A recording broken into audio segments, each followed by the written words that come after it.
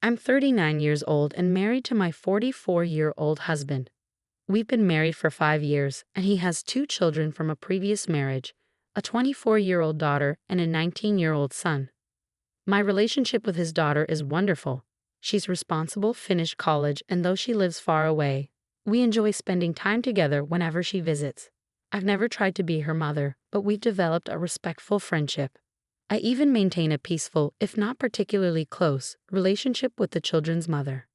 The challenge lies with my stepson, Jason. Since we met, he's shown a pattern of irresponsible behavior. After barely finishing high school, he chose neither college nor learning a trade. While I respect that college isn't for everyone, his approach to work has been consistently careless. Recently, his behavior has escalated. A while back, he showed up unexpectedly one night, only to ask for $5,000 the next day to repair a luxury car he couldn't afford to maintain. My husband gave him the money without hesitation. 2 months ago, Jason visited again, this time with his girlfriend of 5 months. After some small talk, they announced they were expecting a baby and asked to move in with us. They explained their current apartment was too small. Jason's income was insufficient, and his girlfriend wanted to be a stay-at-home mother. Without consulting me, my husband immediately said yes. There was just one significant detail. The house is mine. I bought it before our marriage, and while we share everything as a couple, it remains in my name. My husband was renting when we met, having used his savings to help his children, paying part of his daughter's college tuition, and giving Jason money to get started after high school. When I asked if the pregnancy was planned, Jason grinned and explained it just happened because his girlfriend changed birth control methods and they didn't use protection because he doesn't like condoms. They laughed as if it were amusing, but I found nothing funny about their irresponsibility. I asked for time to think about their request, which earned me disapproving looks from everyone. That night, I confronted my husband about making such a significant decision without consulting me. He accused me of being selfish, insisting he would do anything necessary for his son and future grandchild. The next morning, they ambushed me before I'd had my coffee. Jason's girlfriend suggested that if they couldn't move in, I should at least help them find a bigger apartment. My husband jumped in, proposing we both contribute financially to support them. I lost my patience and told them honestly that while I sympathized with their situation, it wasn't my responsibility to solve it. They reacted badly, with Jason's girlfriend calling me a bitter old woman who would never have children and suggesting I was jealous. Jason laughed and implied I probably couldn't have children, which hurt deeply, not because I can't have them, but because I chose not to. When my husband took their side instead of defending me, I gave him an ultimatum. If he supported their behavior, he could leave with them. He tried to claim rights to the house, but I reminded him it was in my name. A few hours ago, they all left, including my husband. Now that I've had time to calm down and think, I believe I made the right decision, though I feel guilty about kicking out my husband. But I refuse to take responsibility for their poor choices and disrespectful behavior. Many people pointed out that if Jason truly wanted to be a good father, he should be actively seeking ways to secure his family's future, perhaps getting a second job or looking for better opportunities, rather than taking the easy route of relying on others for support. He needs to learn about making sacrifices and handling adult responsibilities. His girlfriend could also contribute by working temporarily during her pregnancy, even if she plans to be a stay-at-home mother after the baby arrives. This could help them build some savings and cover their expenses.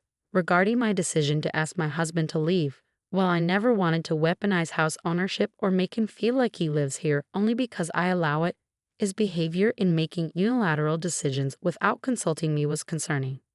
After leaving, he sent only a few messages. First, he informed me he was staying in a motel and that Jason had returned to his city. Then he criticized my actions, insisting he should have the right to decide if his son could live with us, and accused me of not understanding what it means to be a good parent. I responded that while he could make decisions about helping his son, we're a team, and major decisions need to be made together. His reply was dismissive. According to him, there was nothing to discuss since it involved his son, and he couldn't let them live in a cramped apartment when we had space. I suggested he consult his daughter and ex-wife to see if they would be willing to let Jason and his girlfriend move in with them. He thought this was a great idea, confident they would prove how selfish I was being by agreeing to help family in need. Days passed without any word from him. I strongly suspect neither his ex-wife nor daughter would agree to his proposal. His ex-wife, while a good mother, has always been clear about Jason needing to learn independence. And his daughter, though she gets along with her brother, is very independent and focused on her own life. Several days later, there have been some revealing conversations with my husband's daughter and ex-wife, both of whom have clear opinions about the situation.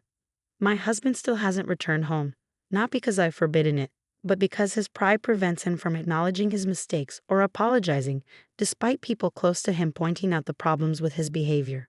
My stepdaughter called me after her father contacted her to complain about how I had treated him. My stepdaughter revealed that when my husband called to vent about me refusing to let Jason move in and kicking him out, he got an unexpected reaction. She immediately scolded him for not consulting me before offering our home to Jason and his girlfriend. When he asked if she would let her brother move in with her, she firmly refused, citing the same concerns about Jason's lack of planning and responsibility. She called to tell me she fully understood and supported my position. His ex-wife also reached out, surprisingly, to apologize for his behavior. During our conversation, she shared some illuminating history about my husband's pattern of making unilateral decisions.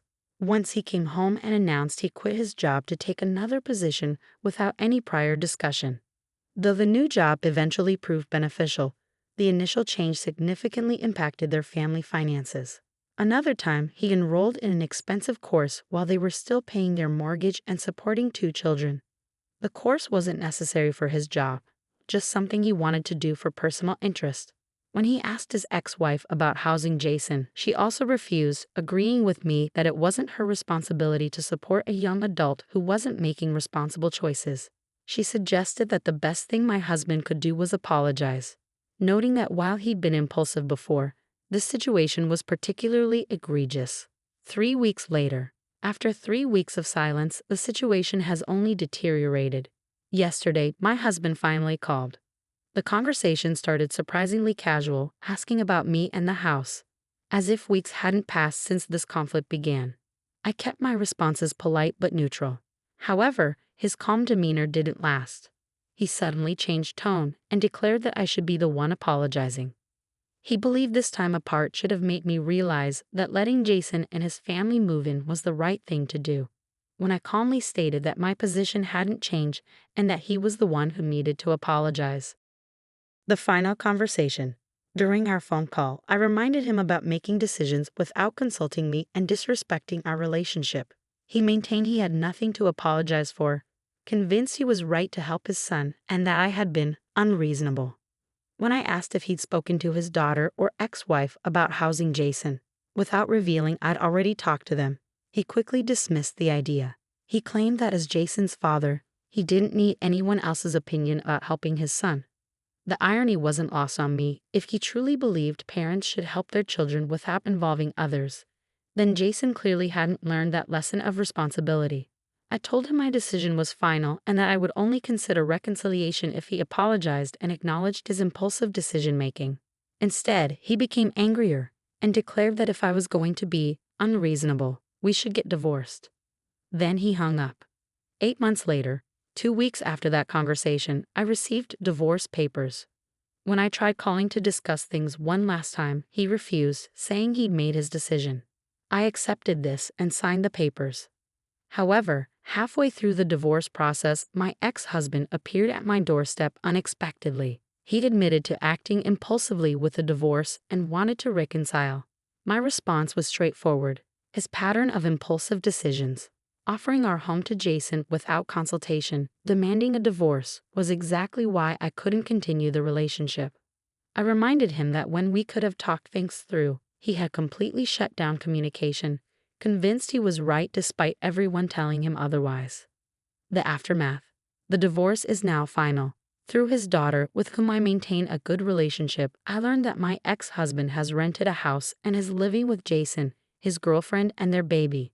He got what he wanted from the start, but I'm convinced it won't end well. Knowing Jason's pattern, it's likely only a matter of time before he starts asking for more money or things become complicated.